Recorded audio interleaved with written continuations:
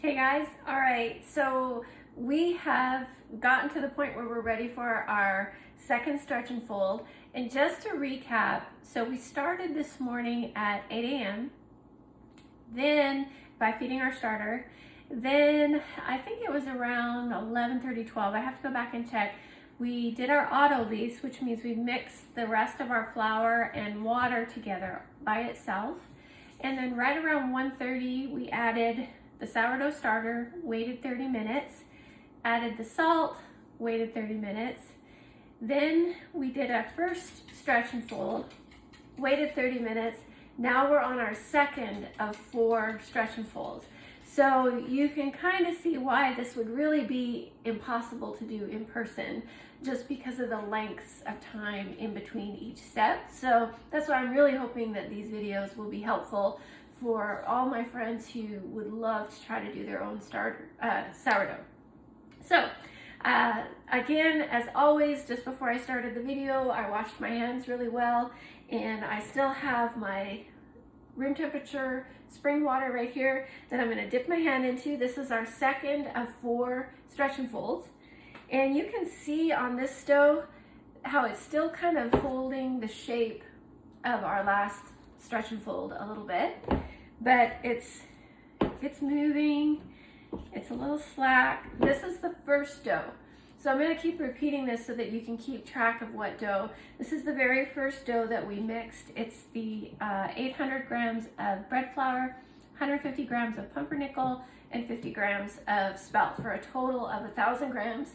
We did this at a 75% hydration, which means 750 grams of water, 200 grams of starter, and 20 grams of salt.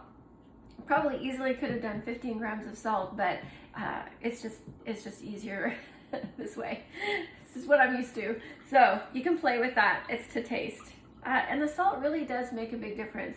You don't want to leave it out. I learned the hard way that little bit of salt makes such a difference to the flavor. If you leave it out, for some reason, everything, all the flavors in your baking just go totally flat. So it is important, so don't leave it out. Okay, so my hand is wet. I'm gonna form my scoop again. I'm gonna go right underneath, and I'm gonna try to do this at an angle again.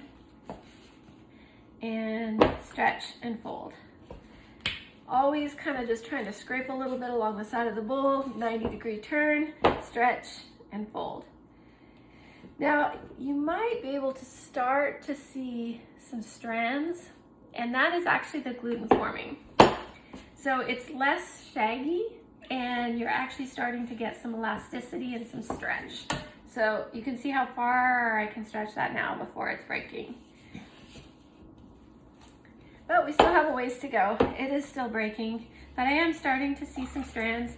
So I just do that 4 times. And I'm getting smarter. Instead of putting a cap on this and washing my hands and going to the next bowl, I'm just leaving my hand in the water, and I have the next bowl ready to go.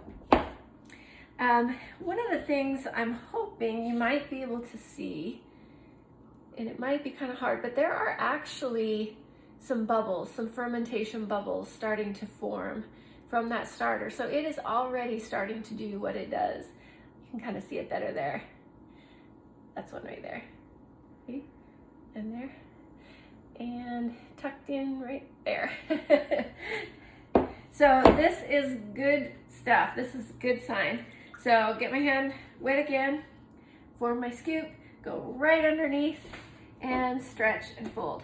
Now this is the one that we did that was 800 bread flour, 150 rye, finely milled rye, and 50 spelt with an 80% hydration. So we're already gonna see a lot more smoothness, a lot more elasticity to this dough early on. So I've done one, turned it 90 degrees, scoop and stretch. Kind of scrape the bowl a little bit, turn it 90 degrees, scoop and stretch, and scoop and stretch. I love a smooth, well-hydrated dough. It's just a beautiful thing. It's really hard to appreciate on camera, but it's beautifully smooth. You're starting to see some stranding. It's elegant. And so that was our second. So we have one more.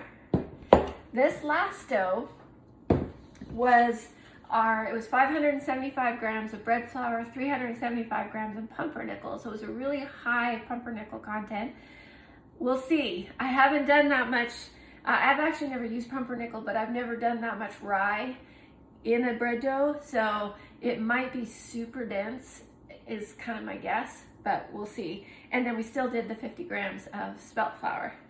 So you can still see how it's still really standing up, really holding its shape. It's not slack or jiggly at all at this point. And so I'm gonna just kind of find where my last fold was, go in and make my scoop, stretch, and fold. 90 degrees, stretch, and fold. I am definitely feeling a little bit more breakage in this one, and I'm sure that has to do with the hydration and the flour. And stretch and fold. Now what that means practically, and this is where I'm even still learning and still practicing, it may mean that I need to spend a little bit longer doing bulk rise and stretch and folds to build more gluten if I'm getting that breakage. Or it might mean because of that pumpernickel flour in there and the amount of it, that I'm not going to get the same elasticity, and that by doing more stretch and folds and taking longer with it, I may actually be breaking down my gluten strands. So this is where you just keep an eye on it, practice, and get to know a feel for your doughs, and you'll start to get a gut instinct of what you need to do. So that was my 3 stretch and folds. I am gonna wash my hand now. Oh, this is something I wanted to show you. So if you watched the previous videos, you saw each time I mixed my dough or did anything like that, my hand was covered with dough. And what I had to do off camera was scrape it and get a paper towel and then wash my hands at the sink.